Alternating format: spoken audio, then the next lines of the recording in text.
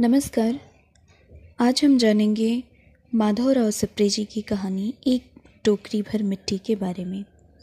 कहानी यहाँ से शुरू होती है। किसी श्रीमान जमींदार के महल के पास एक गरीब अनाथ विधवा की झोपड़ी थी। जमींदार साहब को अपने महल का अहाता उस झोपड़ी तक बढ़ाने की इच्छा हुई। विधवा से बहुतेरा कहा कि अपनी झोपड़ी हटा ले, पर वह तो कई जमाने से वहीं बसी थी।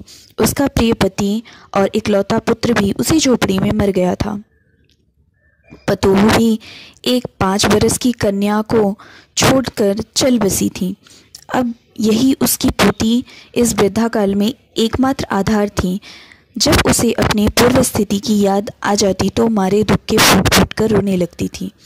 और जब से उसने अपने श्रीमान पड़ोसी की इच्छा का हाल सुना, तब से वह मृतप्राय हो गई थी। उस झोपड़ी में उसका मन लग गया था कि बिना मरे वह वहाँ से निकलना नहीं चाहती थी। श्रीमान के सब प्रयत्न निष्फल हुए। तब वे अपनी जमींदारी चाल चलने लगे।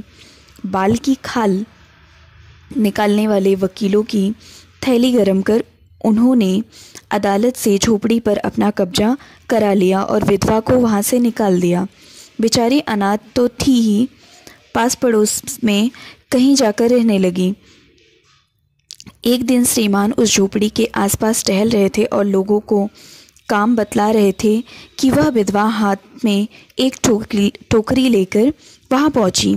श्रीमान ने उसको देखते ही अपने नौकरों से कहा कि इसे यहाँ से हटा दो, पर वह गिड़गिड़ा कर बोली, महाराज, अब तो यह झोपड़ी तुम्हारी ही हो गई है, मैं उसे लेने नहीं आई हूँ।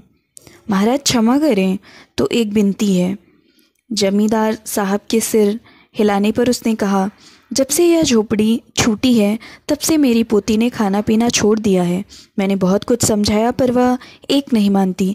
यही कहा करती है कि अपने घर चल, वहीं रोटी खाऊंगी। अब मैंने यह सोचा है कि इस झोपड़ी में से एक टोकरी भर मिट्टी लेकर उसी का चूल्हा बनाकर रोटी पकाऊंगी। इससे भरोसा है कि वह रोटी खाने लगेगी।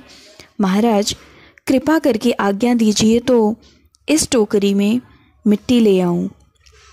श्रीमान ने आज्ञा दे दी। विधवा झोपड़ी के भीतर गई। वहां जाते ही उसे पुरानी बातों का स्मरण हुआ और उसकी आंखों से आंसू की धारा बहने लगी।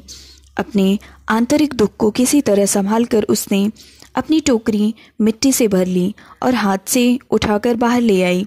फिर हाथ जोड़कर श्रीमान से प्रार्थना करने लगी, महाराज, कृपा करके इस टोकरी को जरा हाथ लगाइए, जिससे कि मैं उसे अपने सिर पर धर लूं। जमींदार साहब पहले तो बहुत नाराज हुए, पर जब वह बार बार हाथ जोड़ने लगी और पैरों पर गिरने लगी तो उसके मन में कुछ दया आ गई। किसी नौकर से ना कहकर आप ही स्वयं टोकरी उठाने आगे बढ़े। ज्यों ही टोकरी को हाथ लगाकर ऊपर उठाने लगे, त्यों ही देखा कि यह काम उनकी शक्ति के बाहर है। फिर तो उन्होंने अपनी सब ताकत लगाकर टोकरी को उठाना चाहा, पर जिस स्थान पर टोकरी रखी थी वहाँ से वह एक हाथ भी ऊंची न हुई। वह लज्जित होकर कहने लगे, नहीं, यह टोकरी हमसे ना उठाई जाएगी। यह सुनकर विधवा ने कहा, महाराज, नाराज ना हो, आपसे एक टोकरी भर मिट्टी नहीं उठाई जाती और इस झोपड़ी में तो हजारों टोकरियां मिट्टी पड़ी हैं। उसका भार आप जन्म भर क्यों उठा सकेंगे? आप ही इस बात पर विचार कीजिएगा। जमींदार साहब धनमत से गर्वित हो अपना कर्तव्य भूल गए थे, पर विधवा के उपर्युक्त वचन सुनते ही उनकी आंखें खुल गई। कृतकर्म का पश्चाताप कर उन्होंने विधवा से क्षमा मांगी, उसकी झोपड़ी वापस दे दी। कहानी यहाँ समाप्त।